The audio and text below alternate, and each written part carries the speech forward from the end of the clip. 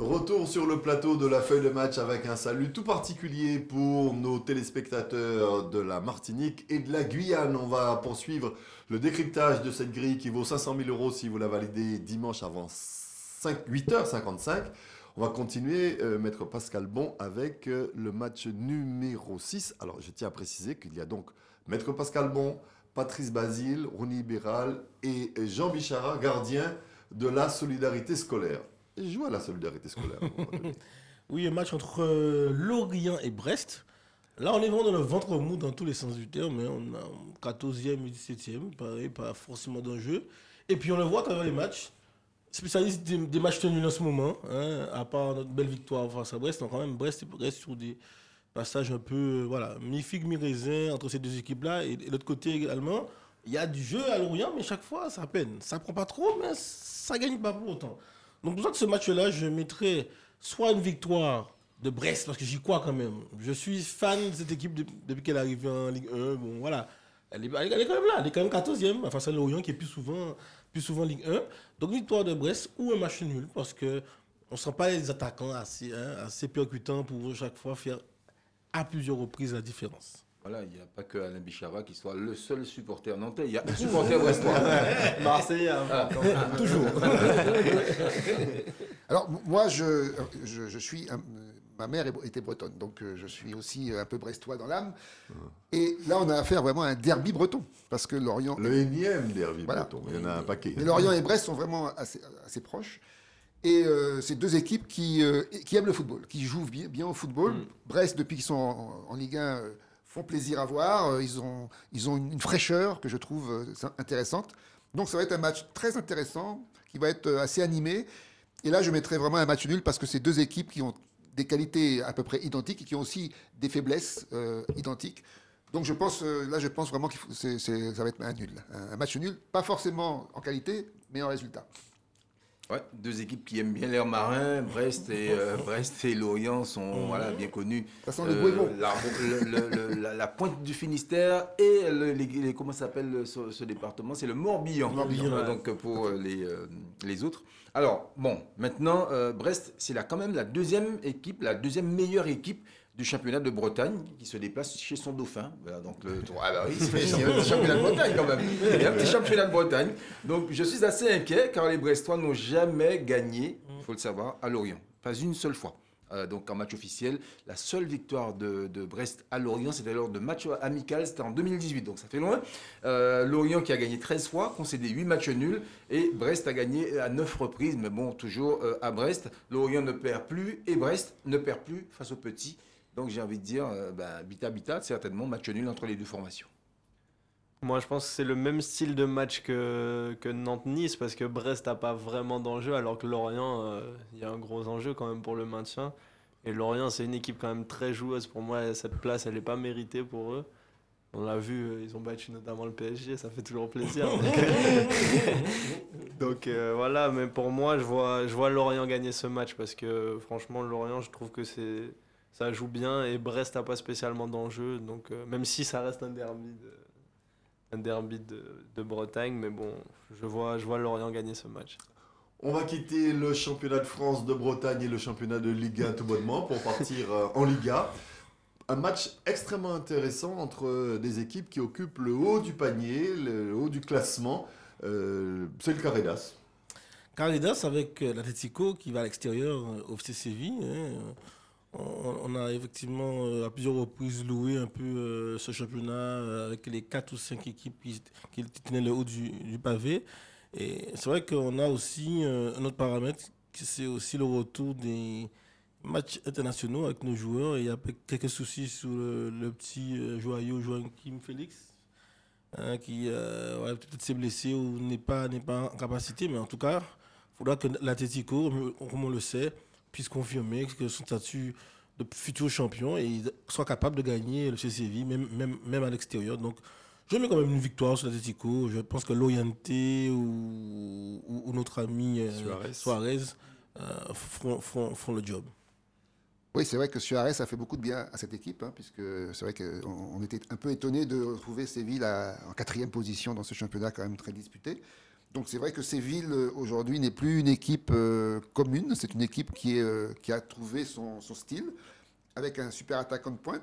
Et Atlético de Madrid devra faire attention, même si évidemment je mettrai Atlético de Madrid favorite de cette rencontre. Mais de toute façon, Séville est toujours capable du meilleur et pourrait créer la surprise. Donc je reste quand même sur Atlético de Madrid, mais attention à Séville qui a des arguments à faire valoir. Ouais, il faut savoir qu'avant la rencontre, le FC Séville est quatrième, l'Atlético donc est premier. Les deux équipes se sont rencontrées 112 fois depuis 1961. Les Colchoneros sont invaincus depuis 6 matchs. La dernière victoire sévillane remonte au 23 janvier 2018 en Coupe du Roi. Et l'Atlético sait qu'aujourd'hui, elle a derrière elle a une machine qui est en train de renaître de ses cendres. Et oui, il y a le Barça qui n'est pas bien loin. Donc il n'est plus question de traîner en chemin pour les matelassiers, c'est comme ça qu'on les appelle. Il faut absolument qu'ils l'emportent et ce sera pour moi la victoire de l'Atlético Madrid. Avec un très bon Thomas Lemar en plus. Ouais. Enfin, un beau match hier. Il a été très bon. Ouais, moi je vois pareil. Très bon, il vient de chez vous. Ouais, c'est ça, il vient de la SS, c'est ça. Et je salue son père aussi qui a été mon coach. Donc, ça fait plaisir de le voir à ce niveau-là. Et, mais sinon, ouais, je vois l'Atlético parce que même si Séville, c'est une super équipe qui est juste en dessous du trio, quoi. Barcelone, Real, Atlético, mais l'Atlético se doit de gagner ce match pour pas voir revenir les poursuivants derrière. Donc moi, je vois l'Atlético avec jouer un doublé de Suarez en plus. Eh ben, c'est très précis.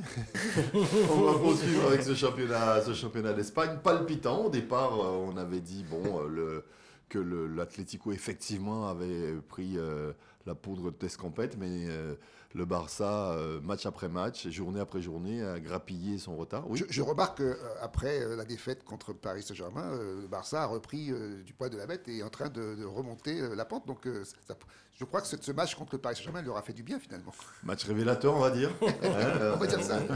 Match référence. Aussi, donc ça prouve aussi la qualité d'une équipe comme le Paris Saint-Germain. Donc je pense voilà, ça y est. Bon, en tout cas, Dembélé, effectivement, il se montre bien plus réaliste et bien plus efficace que face au PSG, ceci étant. C'est vrai. Bah, écoute, tant mieux. Même avec l'équipe de France. Je me demande s'il n'y a pas un peu de Bruno Michovigne chez... Il y a beaucoup de similitudes. Oui. On va continuer avec ce championnat d'Espagne, je le disais. Cadix, FC Valence. Mais le 12e contre le 15e, dans ce championnat, avec une bonne petite série pour Valence. Donc moi, je donne une Valence gagnante. Cadix, j'avoue, je connais beaucoup moins. C'est la chanson de Luis Mariano. Voilà, au moins cela. Mais sinon, sur le plan footballistique, je sens que Valence a passé un long désert, mais on sent depuis quelques temps que la victoire y revient. Donc une victoire de Valence à l'extérieur me paraît envisageable pour un 12e face à un 15e aussi. Pour avoir fréquenté les vestiaires avec vous, mon cher Rudy, je crois que vous chantiez la belle de Cadix. Oh non, ça presque. Après les victoires. Non. C'était tout à fait autre chose. Non, alors effectivement, Cadix des grands fonds, oui. C'est ça. Cadix, 15e de son championnat, c'est vrai, contre Valence, c'est un match qui va être un petit peu compliqué à pronostiquer parce que là, vraiment, on a deux équipes qui ont un niveau relativement faible par rapport aux 5 premiers. Donc, Cadix n'a jamais vraiment explosé dans ce championnat, n'a jamais vraiment fait de match transcendant. Et je pense que Valence a des arguments à faire valoir plus que ça, parce que même s'ils sont que 12e, mais ils ont une équipe qui, à mon avis, n'est pas classée où il faudrait qu'ils soient classés. Donc, je pense que Valence va gagner ce match, malgré tout. Oui, victoire de Valence, oui, peut-être, mais bon, il y a eu quand même 8 matchs sans défaite pour Valence face à Cadix. C'est une belle série. Il faut oublier le match aller où il y avait eu un match nul entre les deux formations. Et il faudra pour les Valenciens remettre le bleu de chauffe pour les hommes de Ravi et Gracia. C'est le nom du coach du FC Valence. D'autant plus qu'ils n'ont que 4 petits points d'avance sur les gaditans. C'est comme ça qu'on appelle les habitants de Valence. Alors, il faut savoir que le 8 décembre 91 est la date de la dernière victoire de Cadix en championnat face à Valence.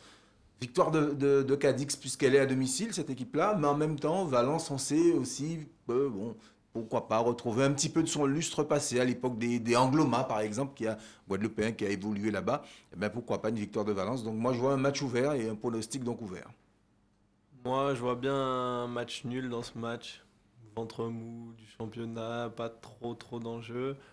Valence, c'est vrai que sur le papier, c'est au-dessus, mais cette saison, c'est un peu décevant. Donc voilà, je vois un petit match nul. On va boucler cette Ligue A avec Elche et le Betis de Séville. Betis de Séville, comme je l'ai mis sur le synthé, c'est le meilleur des moins bons. Vous auriez dû commencer par Patrice, Elche. Lui qui adore le jeu léché. En tout cas, la non moins nommée Elche, elle est quoi, 17e ou 18e du championnat. Le Betis, c'est 4e. Bon, voilà. C'est vrai que elle alterne le bon et le moins bon, mais en tout cas, elle est quand même 4e. Là, elle sort d'une victoire de rang. Bon, elle a perdu le derby, c'est vrai, 1-0. Mais normalement, moi, je vois bien le Betis confirmé face au 17e. À mon sens, c'est la logique même. Je voudrais que le Betis puisse voilà, conclure favorablement face au Elche. Betis est 6e, je crois. Betis Séville, c'est 6e, parce que FC Séville qui est 4e et Betis Séville qui est 6e. Bah, oui, c'est vrai que c'est un match qui va être un petit peu inégal, parce que Elche 17e, je vois pas qu'est-ce qu'il pourrait faire contre Betis Séville, qui est quand même une équipe solide, qui a des arguments à faire valoir, qui ne bat pas les meilleurs, mais qui n'est pas très souvent battu par les moins bons. C'est ça. Donc, ça va être, à mon avis, un match assez simple à pronostiquer, à moins évidemment qu'il y ait un problème de dernière minute, mais je pense que Betis Séville va gagner ce match. On peut imaginer aussi ce problème de dernière minute. On l'a vu hier avec l'Allemagne et Macédoine du Nord, c'est ça? Oui, non, mais là, il y a un problème. Il faudra qu'on nous explique. On en a fait des jeux la semaine dernière. C'est une salade que je ne comprends Le pas. problème de l'Allemagne, pour moi, c'est l'entraîneur. Je pense qu'il aurait dû partir depuis un moment. Ça va plus. On est en fin de cycle, en fait. Ah oui, ça se passe. Bah, ça fait plusieurs années qu'il est en fin de cycle. Depuis le titre en 2014. Oui, c'est ça, oui. L'Allemagne est. Surtout, ça fait un sur moment le qu'il a déclin. annoncé son départ. Ouais, Il n'y a personne pour lui succéder. Ça. Bah, si, quand même. Il y a du Pas- monde. Du monde, Ah, quand du même, monde. en Allemagne. Enfin, qui veut lui succéder. Ah, Non, mais c'est incompréhensible. De toute façon, aujourd'hui, les matchs internationaux, on l'avait dit d'ailleurs. On parle d'Andy Flick, C'est l'entraîneur du compliqué, Bayern. c'est compliqué Ah ouais à pronostiquer. Oui, l'entraîneur du Bayern serait en pole position. Et quitterait le Bayern. Bah, Le Kaiser approuverait ça. c'est lui qui décide. C'est lui qui décide. Ça se trouve, après l'élimination, il va peut-être partir. Bon, Quand les Ski revient. Hein. poursuivez. Non, mais moi, j'ai fait mon pronostic. Hein, Ah, bon, d'accord, ok. C'est Betis Séville qui l'emporte. En tout cas, Elche qui n'a pas du tout un jeu léché pour le coup. Je le dis tout de suite, bon, ça c'est clair. C'est une équipe qui est en voie de disparition de la Liga. 20 buts marqués, 31 encaissés en 21 matchs, 57 cartons jaunes, 2 rouges. Sur les 10 dernières rencontres, Elche n'a gagné qu'une seule fois. Depuis le début de la saison, cette équipe a gagné 3 matchs, donc on sent que c'est compliqué. Sur le papier, de toute façon, on a vu, et on le voit sur le synthé, que le duel oppose le 17e au 6e. Donc sur le rectangle vert, à mon avis, ce sera peut-être un peu plus équilibré, puisqu'il y a eu quand même 29 rencontres entre les deux équipes. Et le Betis a gagné 12 fois, Elche 8 fois, et il y a eu 9 matchs nuls. Les Sévillans avaient gagné à l'aller, donc avantage quand même au Betis Séville, qui doit, on va dire, conserver son rang de grande Espagne, entre guillemets. Ouais, pour moi, avantage aussi au Betis. C'est une équipe qui est une très bonne équipe, mais qui est un peu limitée pour voir les places de dessus, la Ligue des Champions.